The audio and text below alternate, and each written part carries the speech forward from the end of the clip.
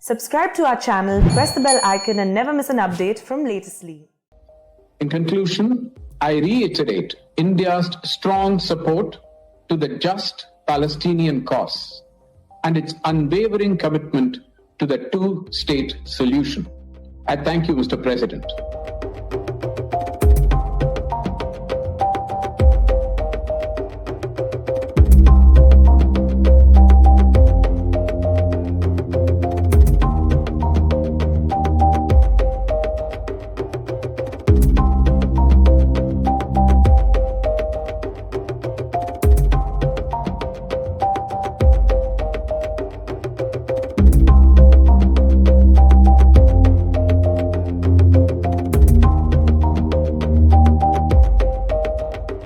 On the developments earlier this week.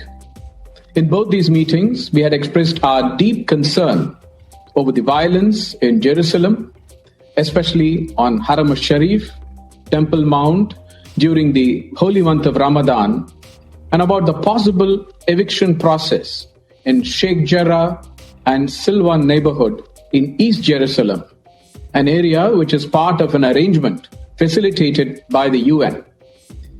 We had also expressed our apprehension at the spread of violence to other parts of West Bank and Gaza. Today's open debate has been necessitated by the continuing violence which began in East Jerusalem a week back and is now threatening to spiral out of control. The events of the last several days have resulted in a sharp deterioration of the security situation.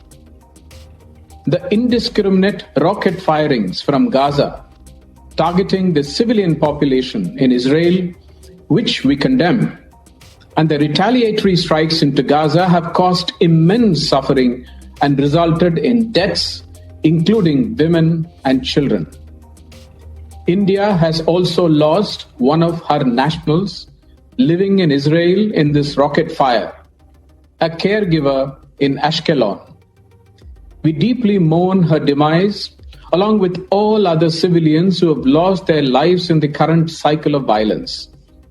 We reiterate our strong condemnation of all acts of violence, provocation, incitement, and destruction.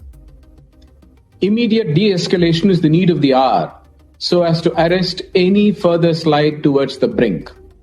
We urge both sides to show extreme restraint, desist from actions that exacerbate tensions, and refrain from attempts to unilaterally change the existing status quo.